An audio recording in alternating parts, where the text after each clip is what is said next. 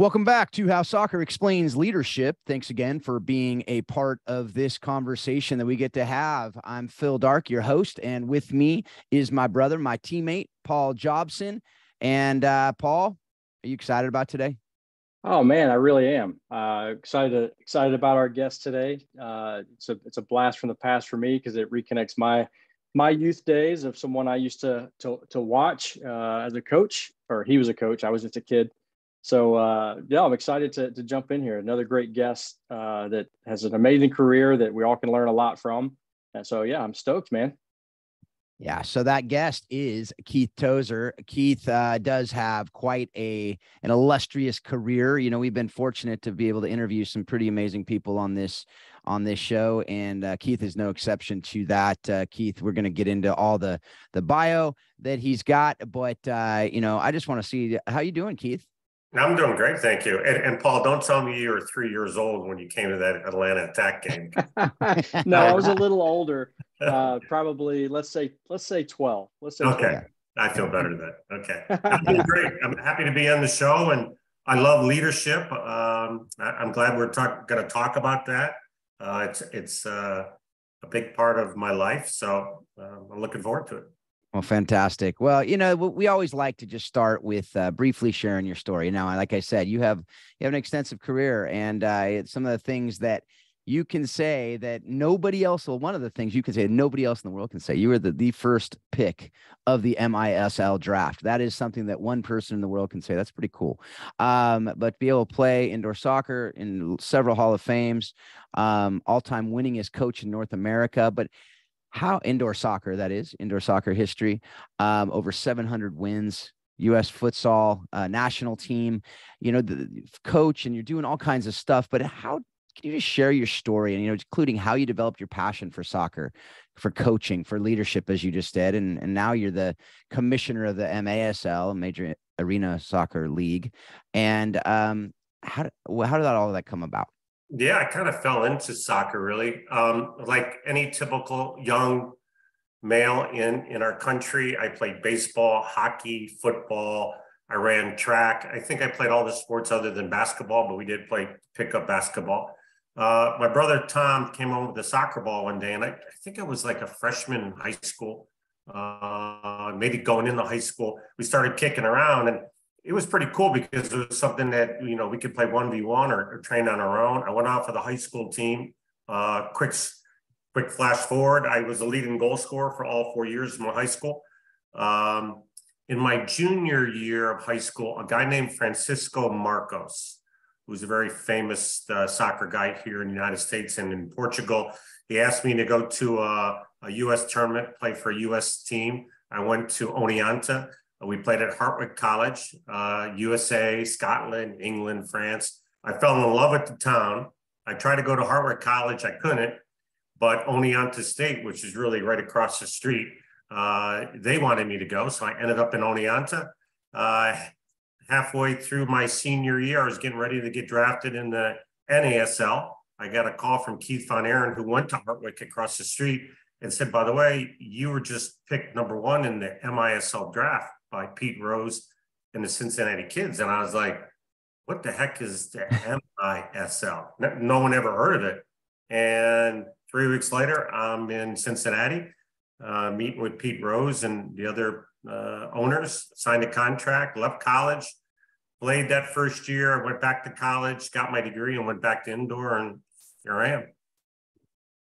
That's pretty cool. I mean, Pete Rose, notwithstanding, the rest of it's really cool too. That's pretty amazing that I didn't realize he was the involved with that at all. And I did know that the names of the MISL teams, you know, that's something that is quite fun. The kids, which is kind of funny, but then you have the Pennsylvania Stoners and the Hartford Hellion. You know, those are things that I think probably meant something different back then. But Pete, that's Stoners were great. Yeah. I think the 70s, that had to be a double entendre. I don't know. I mean, the license plate get high with the Stoners did not go well with the parents, so that didn't last long. So what was that? You know, it's funny. Here's a trivia question. 2 former NFL place kickers played on that team that year. One was Matt Barr, who kicked at Penn State, and then went on to the NFL, and then Florian Kemp, who kicked for Houston. So. Oh, wow. Wow. That is cool. quite a bit of trivia. That may come up someday. You never know. You could hit that, Paul, if you ever go to trivia night. Hey, listen, people should listen to this podcast. Some of these questions could be on Jeopardy one day. And if you're on Jeopardy and that comes up, we're going to take credit for educating everybody. But I had no idea that Pete Rose was involved in soccer. It's pretty cool. So yeah, that is kicked cool. out the opening ball December 22nd, 1978 at Nassau Coliseum. It was pretty cool having him in the locker room and, of course, on the field. And obviously, Shep Messing, who's our chairman of the league, played for the Cosmos. And, I used to go watch the Cosmos play and see Shep in goal. And then next thing you know, I'm on the same field playing against Shep. And no one knew what indoor soccer was. It was pretty cool time. That is pretty cool. Another little bit of trivia, Paul. Did you know that the Pennsylvania Stoners were the first American soccer team with a front of shirt sponsor? I knew that when I saw your notes, and I believe it was it Alpo? Was that the dog food company? Alpo? It was. Keith, do you know how that came about? I did not know that. Oh, okay. Wow.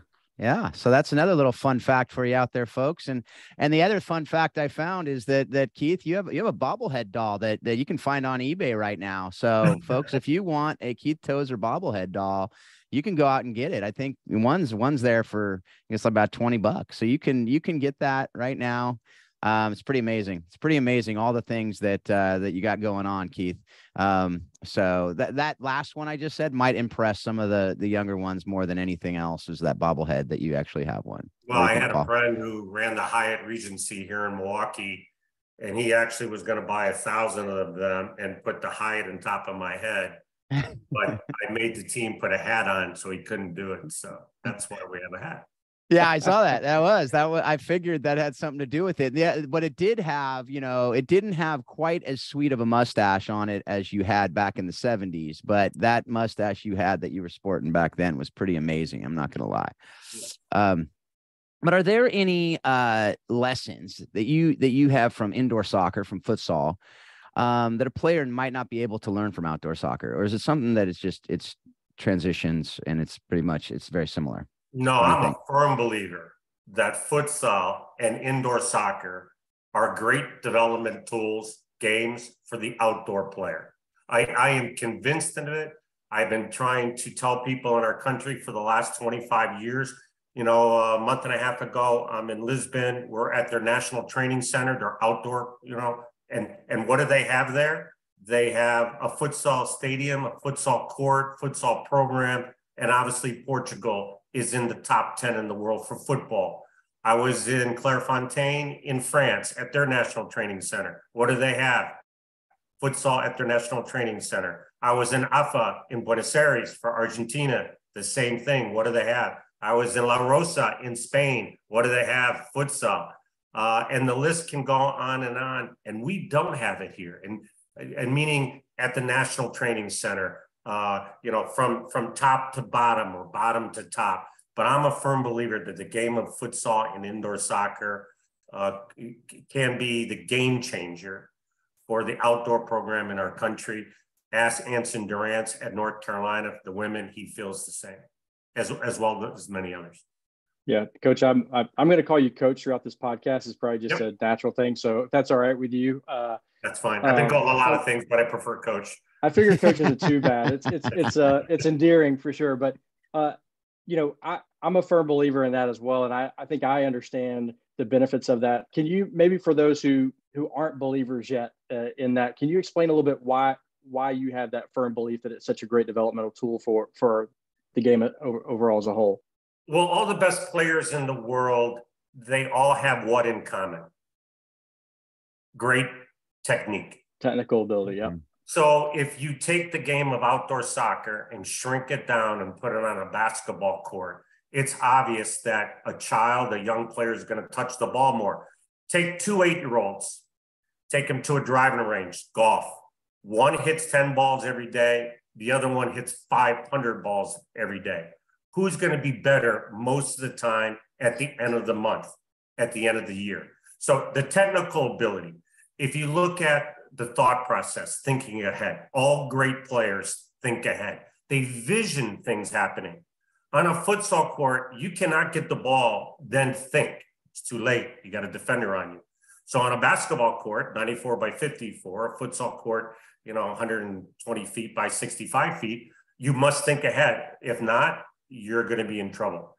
If you think of the physicality, here's a big thing too. In the NBA, in the middle 70s, what was the size of the average player? Maybe 6'4", 6'5". Now what's the size? 6'8", 6'9". We have players that are almost 7 feet. I live in Milwaukee, and Giannis here, that guy moves as if he's 5'11".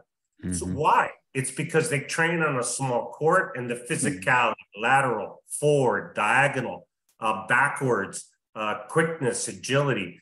You put all those things together, the thought process, the technical ability, the physicality, and you're now starting to develop players like the Corinthians in Brazil.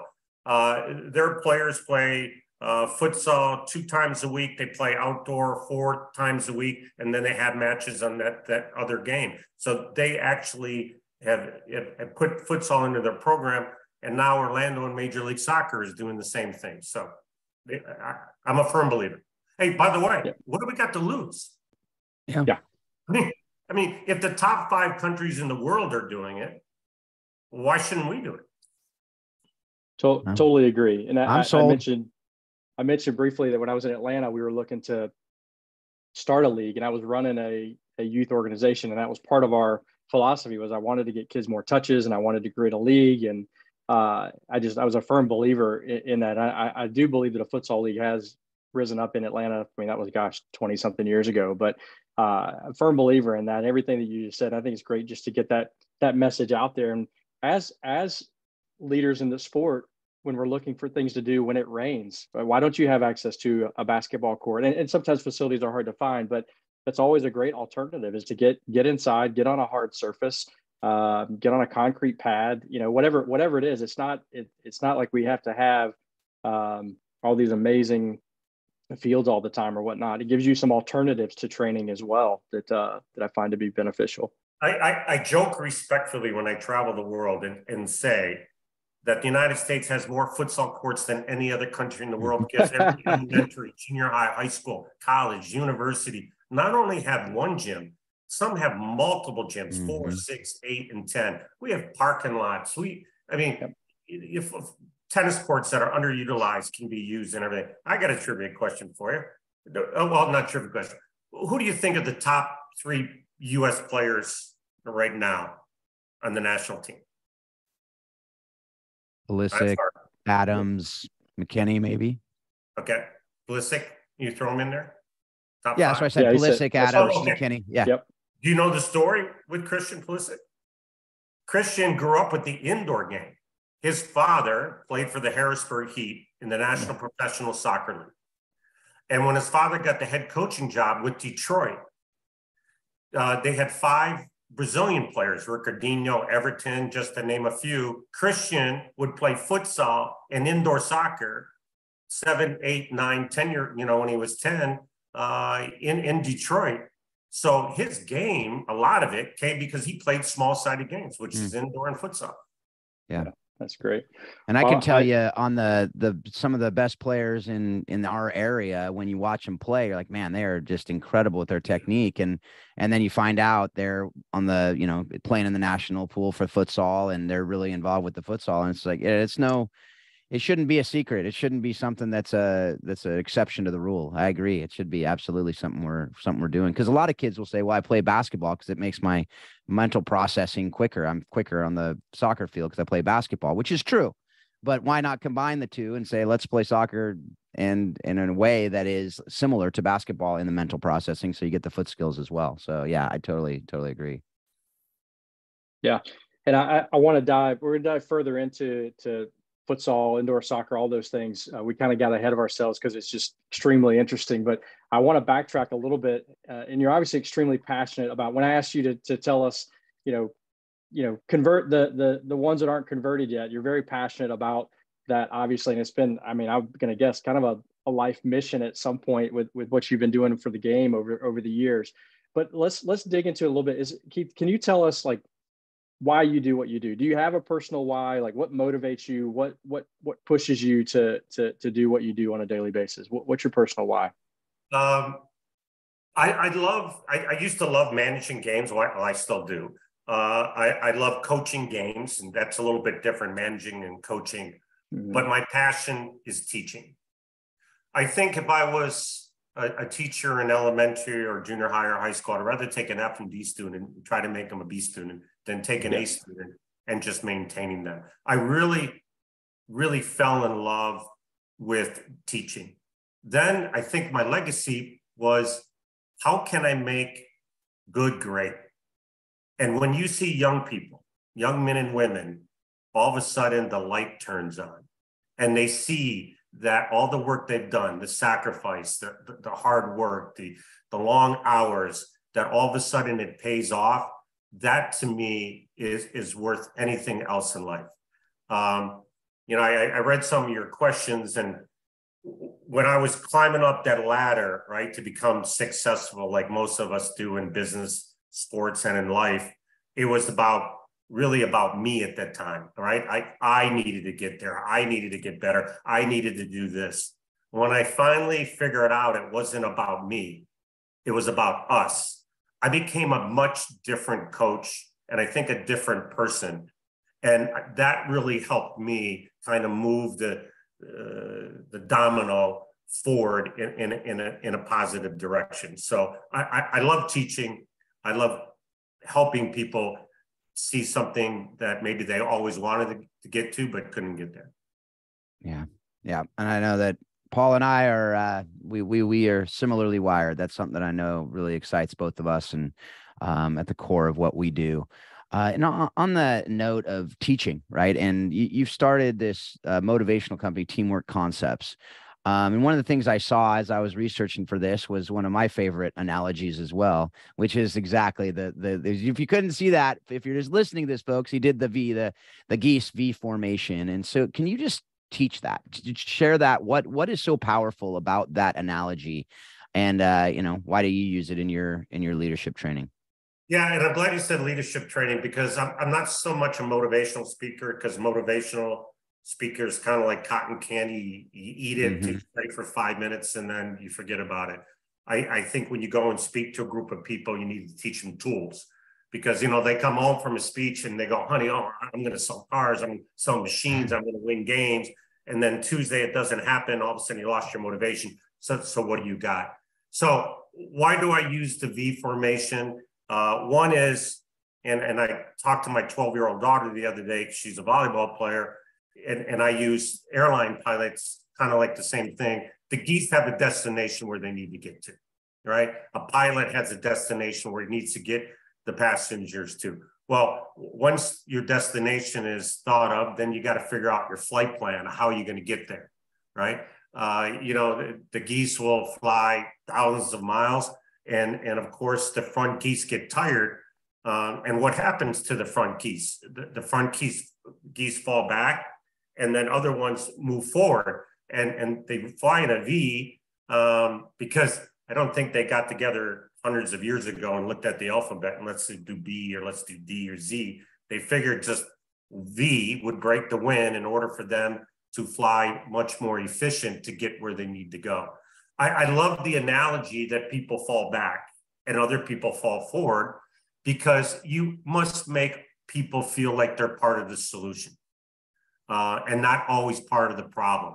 So if you're a leader on a team, if you're a leader in a company, you must let other people lead. It will make them feel like that they're part of the solution. So I love that. I love the fact of the honking.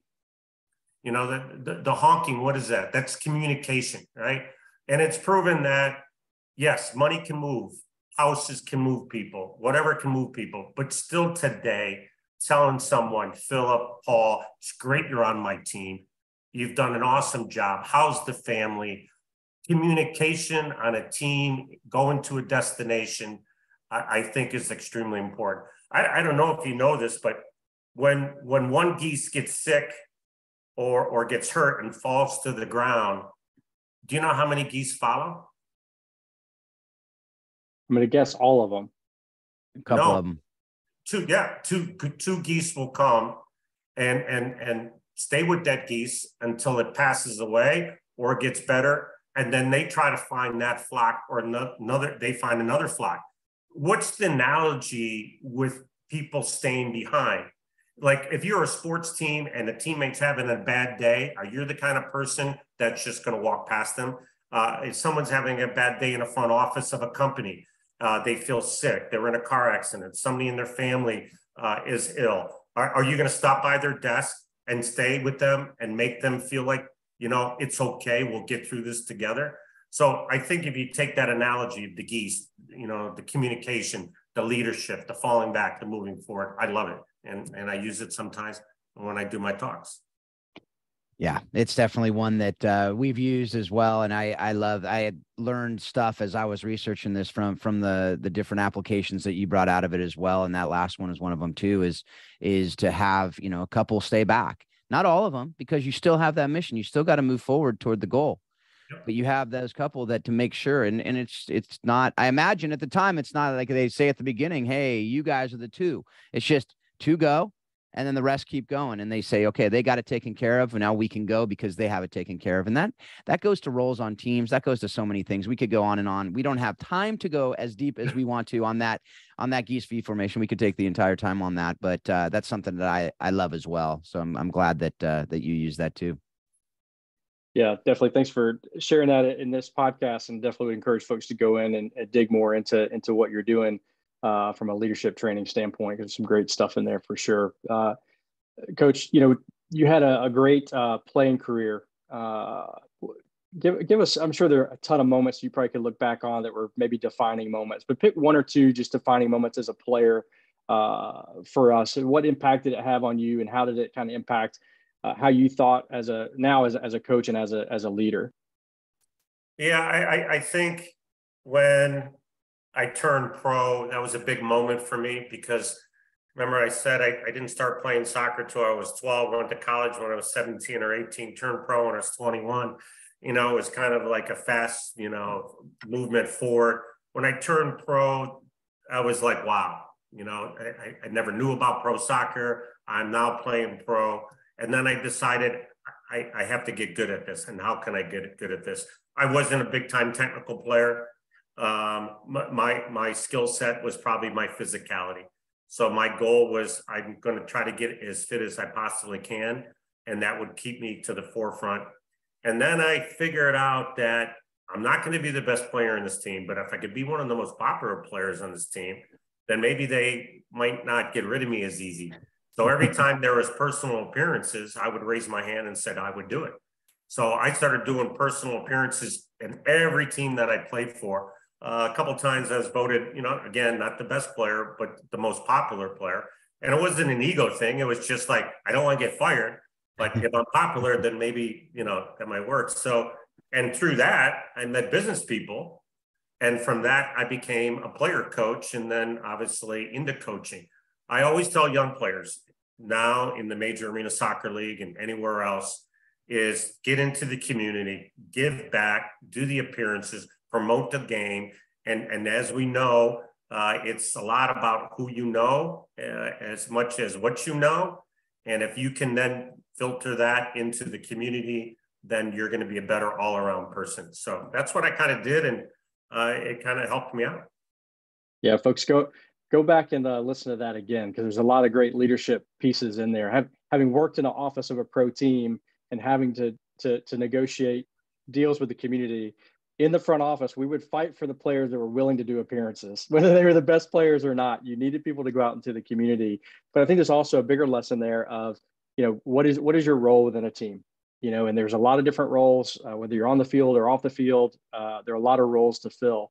And there's some great lessons in there. And you touched a little bit on the overlap you had of being a player manager. And that's always been really intriguing to me.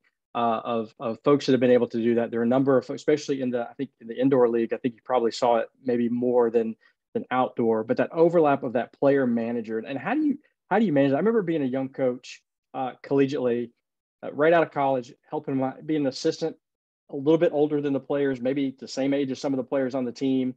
I wasn't the head coach, so there was some buffer there. But I've always been intrigued in how you did that, because if you're changing lines, you're subbing yourself in and out, So Yep. there's some dynamics there that we don't understand. Tell us a little bit how you manage that, and how leadership changes from maybe being captain or a leader of a team to being a manager player. How does that work? Yeah, let me touch on something real quick, and I get to that because you brought up roles. There was many times where either my roommate would come in into where we're living or into a training facility, and they got cut or traded. And I remember all those players saying, if they would have just told me what my role in this team was or what my responsibilities were on the team, then maybe I'd have had a better shot of being here. So early on in my coaching career, I started figuring out I need to tell my teammates or my players what their role on the team is at the beginning of the year, what their goal is, and we would do that together, and what their responsibilities are. And obviously, with that comes reward and consequences, right? So we'd meet before the year, what their role is, what their goal is, what their responsibility.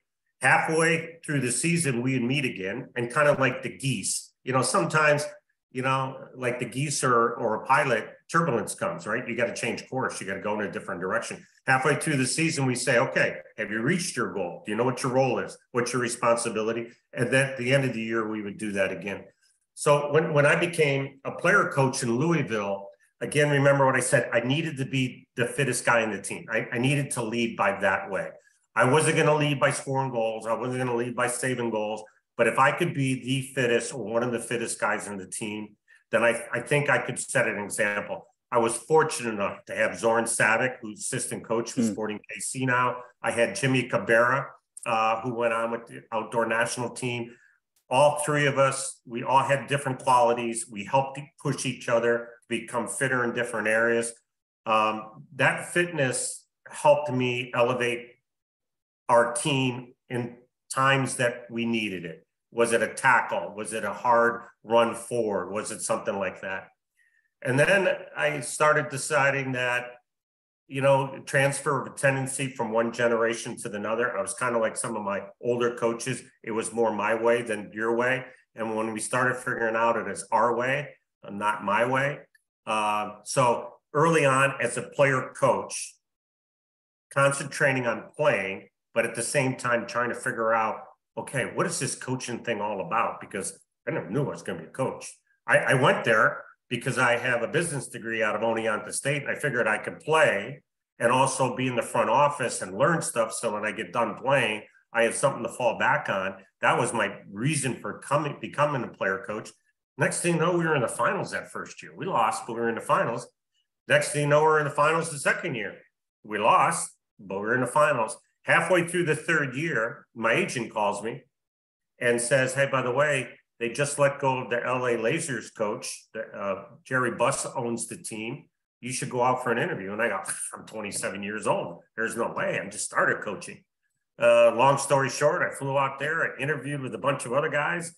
I got the job. And next thing you know, I'm in Los Angeles with the Buss family. So it was kind of, remember, 12 years old, to college, to pros, player coach, to Los Angeles with the Buss family, and then now commissioner. I guess it's circle of life. Yeah.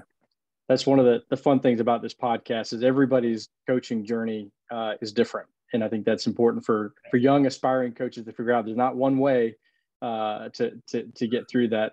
Can you dive into a little bit more of just kind of the dynamics of being that player coach? I mean, I'm looking at some stats, whether they're true, whether they're accurate or not. When you're in Louisville, that first opportunity to do that, you were there 3 years and you had the most amount of goals in that time in Louisville. Is that because you were designing plays for yourself to score, or you moved yourself from a back to a forward? Like, no, I'm joking about that. But there are more goals in Louisville than anywhere else. So there's got to be some kind of thing there when you're coaching and playing. But hit the dynamics of being that player coach. Well, I was a little bit more at ease as a player, even though I had the responsibility as of wins and losses. I was a little bit more eased as a player because I didn't worry about getting cut or playing bad. I knew I was going to play all the time. I was extremely fortunate to play with players like Chris Hellenkamp and Michael Fall and Zoran Savic and Said Bakhtiari and Jimmy Cabrera. And the list, that team was so gifted. And so many of those guys have gone on now to coach in MLS or in college. So, it was a younger league, I think those teams would have won. Canton and our team would have won games in the MISL. But I think I just had a little bit more time in the court and a little bit more responsibility. But I surely learned a lot from Louisville. And then when I went to Los Angeles to be around Pat Riley and Magic Johnson and Jim Buss and Jerry Buss and Wayne Gretzky on the hockey side, and my office is right there, and I'm traveling with Jim and Jerry, and think about it. I was thrown into coaching 101 right away. It was great. Yeah, that's really cool. Can you go into that a little bit more? I know that I took over a small nonprofit when I was 34. You just said you took over a major indoor soccer league team with Jerry Buss and being in the same building as the Lakers and the Kings. And, that's a bit different profile. And you said you were 27. Yeah. Can you speak to that for young leaders out there who think, oh, I don't know what I'm doing? The fact is they probably don't at any level, but how did you take advantage of that the mentors that you had there? How did you, probably part of it was just by accident, but just because you were 27, but how did you intentionally seek that out and be able to have those mentors pour into you rather than just osmosis as you're I'm making some assumptions there, but can you speak to that as a young leader, how you can grow in that leadership, knowing and being, kind of have that humility to know you don't know everything, but also move forward saying, I can learn it? Passion I had. And I think all great coaches or great leaders or great business people have passion. I was an extremely hard worker, and I was a learner. I was thirsty for information. So next thing you know, I'm in the LA Forum. You got Pat Riley, you got Magic Johnson, you got Kareem Abdul-Jabbar. Tremendous amount of respect for Jim Buss, his son, who brought me to Los Angeles, who's a really great sports mind. And somehow Jerry and I just kind of clicked. And I remember getting on an airplane in the first month I was there. The secretary came down and said, Jerry wants you to go with Jim to Denver for the Laker game. And I go, look, I just took over the team. And I think Jerry said, hey, by the way, you're going to go. So we would just sit and talk about sports and management and leadership. So then I would come out of my office and I would sit and watch Showtime. So if you know what Showtime is, the Lakers would do patterns with no defenders for time after time after time after time. That's where I started doing patterns. And then I would go watch Gretzky, train the next day at the Forum. And I would ask coaches and I would ask players and sit down with Jim and Jerry. I was a sponge. I needed to learn as much as I could. And again, it's not so much how you know about the sport, it's how you treat people in business, I think is what really makes people successful. Then here's the thing that I don't think we teach enough in the United States when it comes to coaching soccer. Public speaking, for some reason, I felt very comfortable in. And now remember, 20 minutes ago, I said I would do all the appearances. Well, when you do appearances, what do you have to do? You have to get up in front of a lot of people and you have to speak. I became comfortable in that. And when I went to interview, I felt comfortable with Jim and Jerry Buss that I could talk and kind of give out my ideas. So the more I did that, the more I learned the passion and the hard work. And I was able to communicate what I thought was in here to what was out there. I think that's the key. I know a lot of coaches who are brilliant minds, but they don't have the communication skills. And I know other coaches who don't have all the X's and O's, but they're such great communicators. You think they're great at X's and O's. So when you put all that together and that passion, the desire and wanting to learn, and I still am dying to learn. I just, like I said, came back from Portugal and I learned a bunch more. I think that's what makes coaches and sports is no different than business. Okay. You have a product and you have a service. Okay. You got to get people on your team. You got to move them. You got to make adjustments. The first quarter, you're not selling. Someone's not pulling their weight. They're not falling back. You got it. So I think people who are successful in sports can be great in the business world. Yeah, there's so much good stuff right there. Like if you're a young leader or an old leader, listen to that. Leaders are learners, and leaders are perpetual learners, and we can never ever stop learning. And that's, I mean, that is so good and so important. And you know, ask the people around you. If you respect someone as a leader, ask them for advice. Sit down with them, take them to lunch, take them to coffee, and just learn from them. Yeah, And I know that. um, I learned, how to manage up. So how do mm, you manage your boss, and yeah. how to manage lateral, and how to manage people below? We started off as season 1 and 7, and I took all my coaches, my 2 assistants, into a hotel room in Kansas City. I said, guys, we got to come up with a game plan: physical, tactical, technical, psychological. I called the owner up before I got into Milwaukee, and I said, hey, guys, I'd like to have a meeting with you. You know what they said? We were thinking the same thing. Mm. So we mapped out, and we said to the owners, this is what we're going to do. Then we went to the team and said, this is what we're going to do. And we had the best record in the league that year and won another championship. Wow. Managing up. That is so good. We talk about that sometimes with different people that throughout is that leading from the middle, but that idea of being the top on your team, but realizing that there's always someone that's going to be above you, whether it's a board, whether it's the owners, whether it's somebody else. So to realize that you have resources, to see them as resources and not as your enemy or not as your competitor, is a huge part of it. Huge part of it. All right, let's move on to the next thing we want to talk about. You have coached and played with a lot of great players, just a lot of great people, leaders over the course of your career. And it's spanned 6 decades at this point, which is crazy. And I just love to hear from you. Are there 1 or 2 players that were the best leaders that you played with or coached, and kind of what set them apart? Oh my God. I've been blessed with so many great players. And so many led in so many different ways. We had a player in Milwaukee, Michael King. He was the all-time leading goal scorer for the Milwaukee Wave, English guy. He led through his physicality. He led because he scored goals. He led because of his personality. He led because he had that innate ability. But he came to me one time and he said, I can't be the captain anymore. And I said, why is that, Michael? And he goes, I'm not the leading scorer anymore. And I go, Michael, you don't have that captain band because you're the leading goal scorer. You have that captain band because of all the qualities that I had just mentioned. So you are going to remain a captain. I thought he was a great captain. Victor Nogueira, who I feel is one of the best goalkeepers in the history of indoor soccer. Played 10 years with the Milwaukee Wave, won 4 championships, and then a bunch with the San Diego Soccer. He led in a different way. He was a quiet leader, at least when he played. He helped me immensely and other players because I wear my emotions on the outside.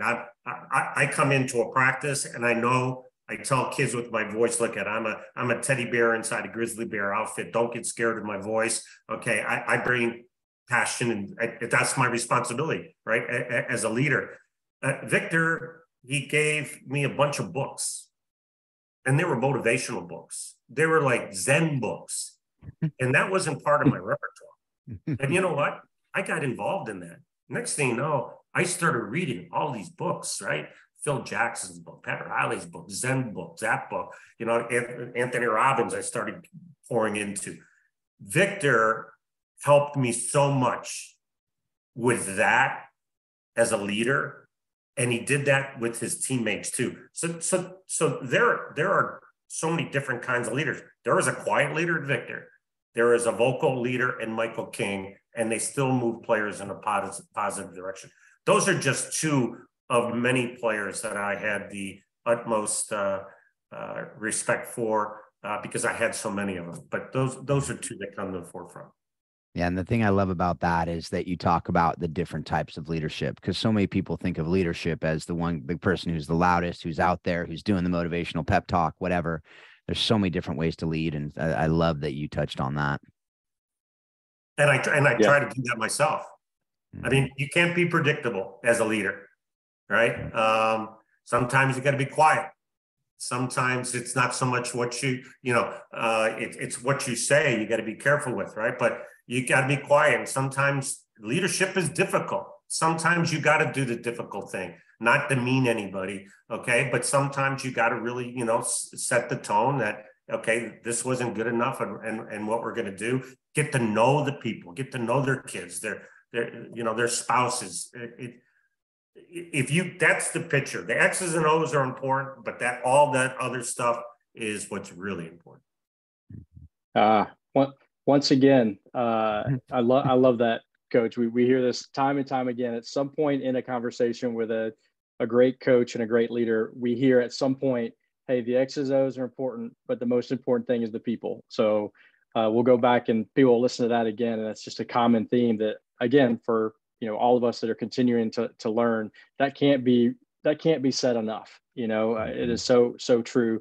I'm a firm believer that you will get more out of the X's and O's if you know your people. So I appreciate you saying that. That's not teed up on this podcast. People are going to start thinking that we tee that up for everybody because it's said so often, but it's such an important piece, Coach. And I appreciate you saying that.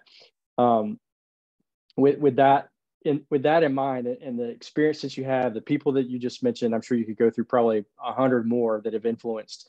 What would you go back and tell your 25 or 27-year-old self as you're getting into the game? What would you go back now with the experience and knowledge you have? What would you go back and tell that 25, 27-year-old young Keith Tozer who's about to start coaching and leading? It's not about you. That was the turning point in my career. That when I learned it wasn't. Remember, we all are, right? At a young age, we're all trying to climb that ladder. We got to be successful. We're spending less time with our family. We're doing more time at work. We're doing this and that. And when I figure that it's more about all of us winning than just me winning as a coach or me winning as a manager, that made me better in those moments of the game that I needed to make a decision. Because when it was it was like, I was so nervous. It's like, do I call a timeout? I would get angry. I would do this and that. But when I was chilled, when I could make those calm judgments in the heat of the storm, swirling around, that's when I think things started turning around a little bit. I mean, throw futsal in there. I started traveling the world because, indoor soccer, which has been the big part of my life. You can't, where do you learn indoor soccer? There's no book. It's not at the coaches convention. It's only played really here in North America. You learn it by osmosis by yourself. So I started learning that and traveling the world and putting futsal and indoor soccer together with some outdoor component. But then when I started to read and started to relax, and it wasn't about me, it was about us, then that was good. If I could go back and tell coaches that are listening right now, it's not about you. You'll get there. Okay. It's about all your players, all your employees. Nurture them, teach them, motivate them. You'll get to where you want to get to. Yeah, it's so valuable. And I think that I'm not putting words in your mouth, but I would say, and let me know if you agree with this or not. I think when we're young and adventurous and we're trying to, like you said, climb that ladder, we think we have to control every moment. We can only rely on ourselves. But would you agree that the truth is by bringing those around you, you're probably going to get there faster? 100%. There's the geese again, right? Yeah. Fall back, let them go by you, let them lead. Do I have time to give you a quick story? Yep, of course. We went undefeated at home, 22-0 at the Bradley Center in a 44-game schedule. First team to ever do that. We played Cleveland in the first round of the playoffs. I would have bet we were going to lose the first game at the Bradley Center. It's sports. It's just numerically, right? What did we do the first game? We lost.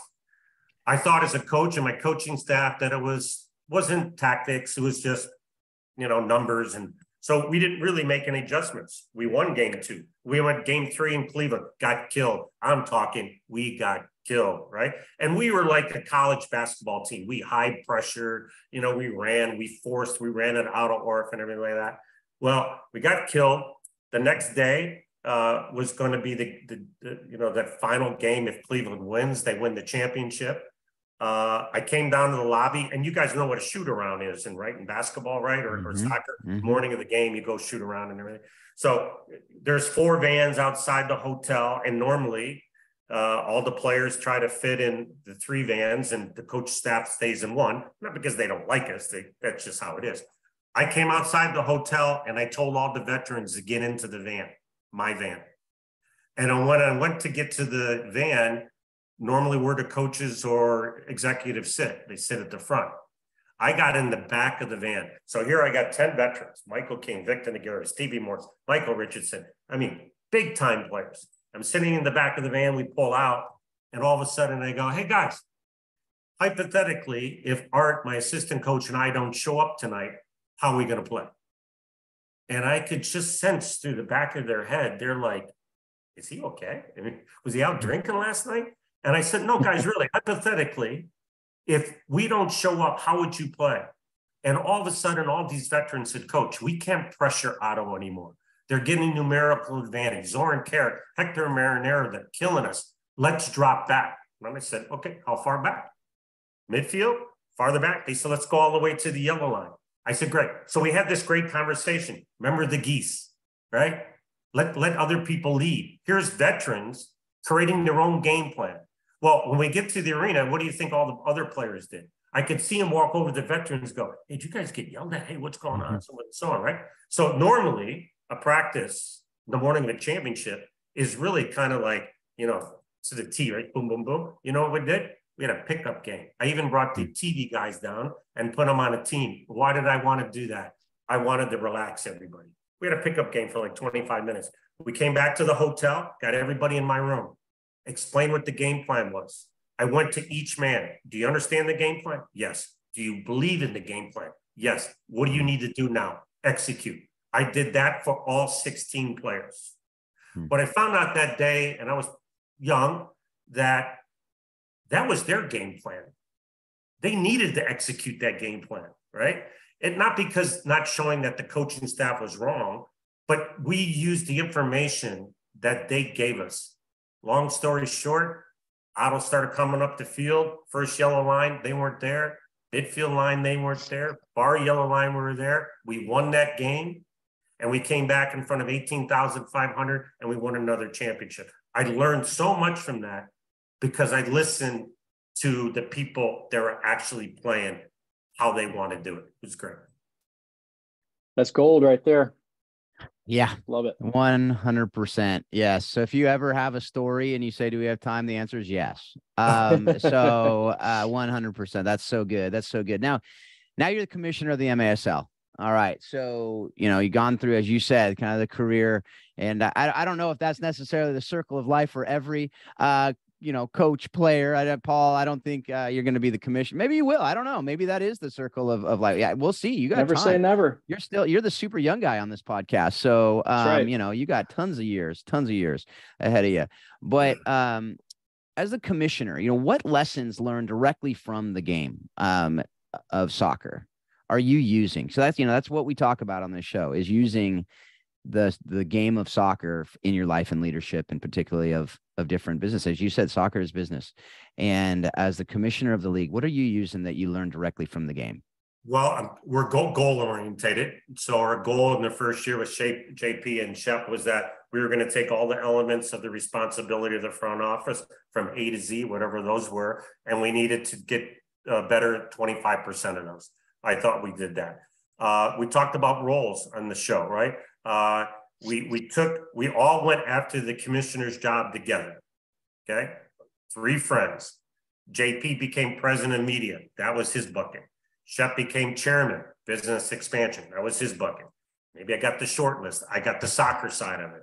But like the Supreme Court of 9, we're 3, and we vote and communicate on everything. So now we know what our roles were. Then we had to figure out what our responsibilities were. Okay. Now, remember, I think this is true. You just don't become a professional player. You must learn how to become a professional player. You don't become a professional coach. You must learn to become a professional coach. I even think owners need to learn how it is to be a professional owner in a sport, which is a lot different sometimes than actually in a business. even though we said that business acumen crossover. Commissioners need to learn how to become commissioner. I have learned so much in the last year and a half in so many different areas, but some of the things that I learned as a player first and as a coach second, stay in the pocket, right? Don't get stressed out, be goal oriented, make adjustments, listen. I think that's the biggest thing. Think about this role. It's kind of interesting, commissioner role. You got to tell individuals who are used to having it their own way in their own companies what to do. And if they don't do it, then there's consequences. And then at the end of the month, you got to wait for your paycheck to come. So it's kind of an interesting balancing act. You throw in emotions, you throw in guys who have egos and they want to win, both in business and also on the field. There's a lot of juggling. There's a lot of movement going on. So many things that I brought from the game of soccer, I brought into this role and still learning moving forward. That's good stuff. Yeah. Let's transition a little bit. I'd love to get your insights. We've asked this question and just from some different folks, but your experience over the years having been in the game. I'd love to hear kind of your opinion on things that you think are going really well in the game of soccer in the United States. And of course, you're a global soccer guy. You've talked about how much you've traveled the world, seeing the game. And I'd love to hear your opinion on where do you think we are? What are the good things that are going on with with the game of soccer in the U.S. From the youth levels all the way up to professional? And what are some things you think we can do better? And thirdly, how is the MASL helping along the path that you think we need to go to move the game forward in our country? Yeah, I think soccer right now in our country, even though my mom told me in 1970 this is the perfect time to get into the game, I think now in 2023, we're doing wonderful things in all areas of the youth, of the college game. And obviously Major League Soccer and USL, they have done fabulous. And then, of course, the major Arena Soccer League international team. If you look at the women's game, we always have great athletes in the women's game. And we have wonderful soccer players, and we have extraordinary coaches. I mean, our women's game is so bright. Love watching it. I think they just have done a wonderful job. With the men program, I think we do a wonderful job up into the age of about 14 and 15. At 14 and 15, I think that's where the break goes. Yes, we have MLS Next now, which now players are not playing in high school. But if you think of the player at 14, 15, and 16 who's with Man United or Corinthians or some other pro team, they're playing 80, 90, 100 games a year, and they're playing A games, right? A games are the games that push you to make you become better. How many of those games do our players play at that age? But we're getting better. I really think that if we infuse futsal and indoor soccer into our youth players, starting at 6 to 12, as part of the outdoor program, I would say in a very short period of time, you would see what you see in all the other countries, by the way. And we wanted to get soccer into the inner city, but you don't have outdoor fields because you don't have space. You're not going to get 22 players to play. But what do you have in the inner city? You have basketball courts. You have small spaces. I mean, what a perfect way to get small-sided games into the inner city to get everyone involved in the game. I think when we do that, we'll leap forward. I think indoor soccer has gotten a bad rap in the last 10 or 15 years because some people have said that's the game with the boards. It's a parachute. That's not going to help you.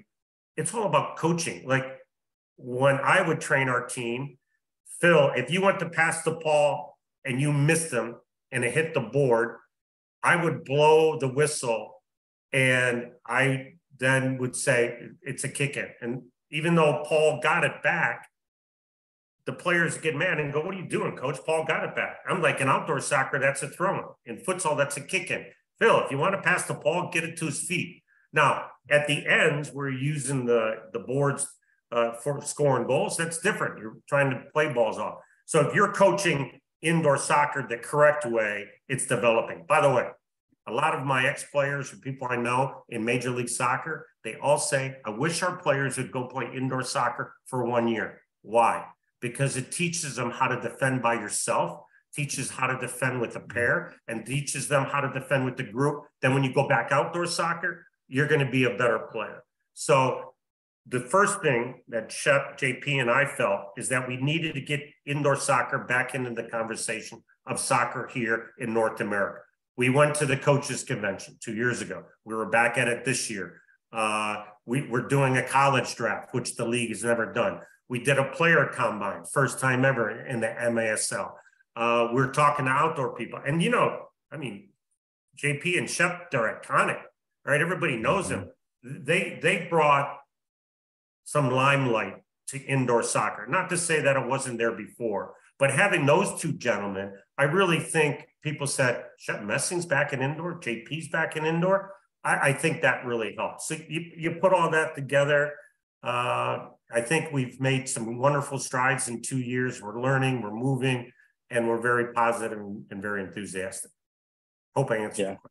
Yeah, for sure. You of course you mentioned the other two, but you make the perfect trifecta for that group. You know, you've got a great reputation in the game as a whole, and then specifically into the futsal and indoor piece as well. So you guys are a perfect trifecta. And I remember being at that convention 2 years ago and seeing that and being excited about what was pushing forward. So to be another, I guess, 2 years out now and see where it's going, it truly is exciting. There's definitely a place in our country for definitely for futsal, but definitely for indoor soccer. I grew up watching it in Atlanta.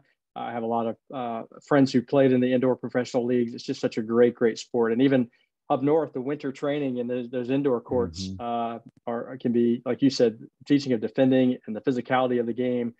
There's just great things there. But no, some great pieces there, and definitely a great trifecta of leaders pushing this thing forward. I'm excited to see where it goes.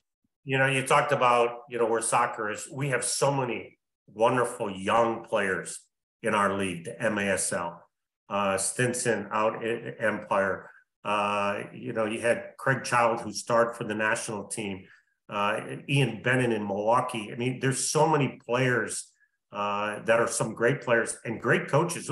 One thing I'm really proud of, I think 7 or 8 out of the 14 teams are my ex-players, which I'm really proud to see that, either on the national team or played with me with the Milwaukee Wave or some other indoor. But the future is bright for the Major Arena Soccer League.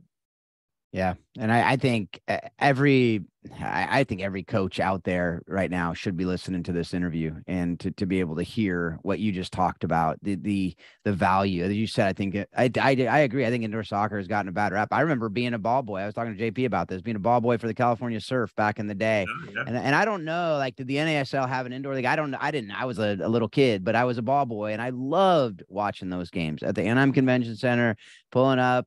And I'll never forget it. I can picture it now, you know, and those are things that for kids to see, again, it's so much faster. It's so, you got to think so much quicker. I love that, being able to teach it as effectively like a futsal, you know, to say, look, you know, don't hit the boards. Yeah, you can use the boards for certain things, but let's use this as a tool. It's beautiful. Yeah, you know, and I love outdoor soccer, obviously. But if I'm a goalkeeper and I haven't seen the ball in 20 minutes in outdoor, or I'm a goal scorer and I've only seen the ball 3 or 4 times in the first half, well, when you're playing indoor soccer, you're constantly making saves. You're constantly shooting on goal. I mean, if you think about our generation, right? Our generation with cell phones, right? Everything's quick, fast, right in front of you. Then indoor soccer is the perfect sport for young players. Take those methodologies, how to defend by yourself, how to defend with a pair, how to defend with a group, how to play possession, how to shoot on goal, and then take that back into the outdoor game. I mean, It's only going to get good. Now, I know some people are going to say this, and it's true, Philip and Paul. There are some players that can translate back and forth. Mm-hmm. Maybe they're too big. Maybe they have some qualities that don't transport back and forth. But I'm a firm believer that if you're a good soccer player, and you understand soccer and you have technique, I don't care if you're playing 5-a-side, 11-a-side, beach soccer, futsal. If you're a player, you're a player. Yeah. Yeah. I think you hit something there. As a keeper, I remember playing indoor and back with the Sacramento Knights. You know, I was in college and went out for a couple tryouts there, and the speed, and as a keeper to be able to save those shots. I mean, first of all, your fear, you can't have any fear as a keeper in the indoor game. And, you know, I say keepers have a little bit of crazy. Indoor keepers have a lot of crazy, right? And but to translate that into the outdoor game, to be able to take that, like, there's no fear. You can come and you'll be taking any shot anyway. You learn the foot saves, you learn the different saves that, you know, and it's just quick. It's so quick. So the kind of the rebounds, which are so many goals in the outdoor game, those become easier for the keeper who has played in that indoor game. And so, yeah, I totally agree with all that. And you know, but we do need to kind of wrap it up here. And so, like I said, you know, we always say this, Paul, and I we don't just say it; it's true. Like, we could go on for hours talking about these things, but we will not do that, and we don't do that.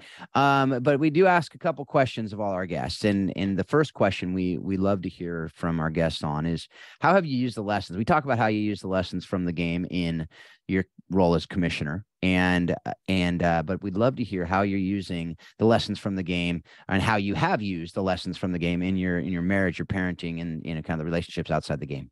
Yes, it goes back to being goal orientated and breaking things down and say, okay, I want to go from here to there, and what period of time do I have, and how am I going to get there? And that could be being a father, being in a relationship, being an executive in a business. You got to set goals. I think goals are important. And I think we need to teach our children a little bit more about how to set goals early on. As I said, what is your role? You know, what is my role as a father? What is my role as a leader in a business? What is my role as a commissioner, right? I'm supposed to bring 14 owners together, 14 coaches, 14 franchise players. Okay, and what are my responsibilities? And I said, there's reward and consequences based upon the decisions that we make. I think if you put all that together and you work hard and you're passionate, and you're good with people, then I think most of the time you're going to be successful. That's what I try to do on a daily basis. Good. The last of our consistent questions, and you got into it earlier about how you started reading, and that kind of became a product of your learning environment. But what have you read, watched, or listened to lately that's kind of helped you with how soccer and leadership kind of combine together? Yeah, you know, I've actually gone back to some old books, the Pat Riley books. I think, you know, Sweat the Details is something that I really learned a lot that I needed to go back to. I have a book that I would have for each coaching season I had. And in that book, I always kept it in my back of my pants. And I had every practice, had every game. I reviewed myself. I reviewed players, reviewed the game itself, so forth and so on. I go back to those. But really, I've been kind of going back to some of the older books that I've read just recently. When you read, and you read motivational books, I know some people pick up a book and go, this is what I'm going to do. And then a year later, they read another book and say, this is what I'm going to do. I don't agree with that. I think you take things out of each book that you think you're going to go, because you're not going to be like that. You know, I got some ex-players that called me up and said, hey, I'm going to be like you, coach, blah, blah, blah. It's like, no, don't be like me. You got to be like yourself. Or I'm going to be a player coach. And I say, oh boy, you know, what is the definition of a player coach? Be yourself, keep learning from others, and then you're going to find your pathway.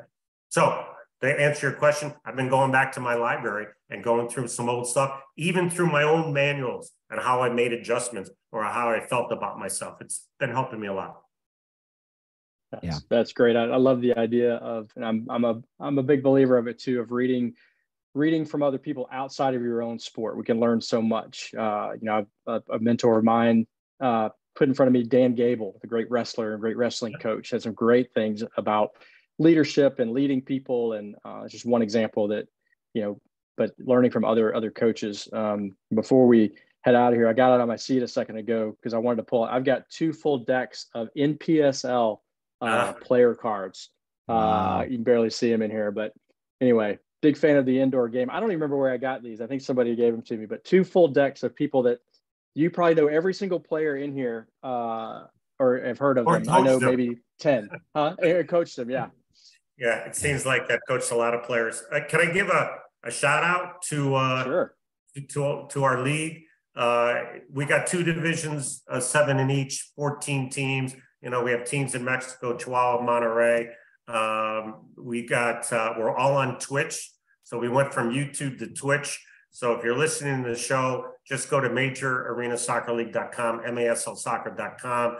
You can see all the games live on Twitch. You can go into the chat room, Sports Illustrated, Quintus. We got tons of sponsors and new ones coming. I head to Guadalajara next Tuesday. Could be an announcement coming up. Could have 2 new teams in the league, but it's a pleasure. Great to be on your show. I love it. Yeah, absolutely. And on that note, is there any other, would it all be at masl.com if players are interested, or if coaches want to learn more about the different ways to use the game and so on and so forth? Is there a way to be able to go there and learn those things? That's great. You can go to maslsoccer.com. If you're a player that's looking to come into the league, you can click on Combine, which will have a player time. We had 96 players at our first Combine last year, had the draft that same weekend, and we got players from the Combine that are actually playing in the league right now. We'll have another one in the fall of next year, so go there. We're really pushing coaching education, so we will have indoor soccer coaching education. I don't think in the short term, but in midterm and long term. If you're a futsal player and you like to get some coaching education, you can go to usyouthfutsal.com. There's level 1 and level 2 online certification courses that you can take right there. That's great. And there too, you'd mentioned earlier about ID camps and things like that. Is that all there at US Futsal website as well? Yes. If you have a young player that wants to get involved in international programs, as we said off the air, the younger players went to Buenos Aires, played against River, played against Boca Juniors. We went to Lisbon and just played against Benfica and Sporting. Just go to usyouthfutsal.com, click on identification camps. You'll see where the states are. States go to national, national go to international. One of my players on the 2004, actually, a great player, 16-year-old player, just signed a letter of intent to play at Clemson University, which was the national champion about a year ago. Ex-player of mine at that team, Mike Noonan, Louisville Thunder. Yeah, wow. Noonan. And along the same lines, while we're plugging everything, Coach, for those people in communities that want to introduce futsal into their communities, I believe there's also some information on that website as well of how to start your own futsal league or something like that. Is that accurate? That is very accurate. If you go to usyouthfutsal.com, you can find everything to start your own club, your tournament, your league, academy program. You'll find coaching education. You'll find player development. And one of the most important things also is referee development. And that's what indoor soccer, okay? We think indoor soccer is a great proving ground for young referees for the same reasons we said futsal. You referee indoor games, think quicker, act quicker, make decisions quicker. When you go back to the outdoor game, you're going to be a better referee, better coach, better player. That's great. Great stuff. Coach, I'm going to adopt that from Paul. Thank you so much for being a part of this. Appreciate you. As Paul said, you know, the contribution you've made to the game is just so big. And just to hear the humility and the fact that you're a lifelong learner and continually learning and leading, it just warms my heart, because that's, as I've said, that's my love language, is just being able to impact others to help good things become great. And I know you're doing that. So thank you so much. It's been my honor to be with you, Philip, and you, Paul. And I look forward to maybe doing it again sometime. We'd love that. Oh, for sure. We would love that. And so folks out there, that's a little teaser. You know, Keith just promised to come back at some point in the future. So now we're gonna sign off today, but you know, folks, just keep learning. Keep learning. Hopefully you're learning from this show.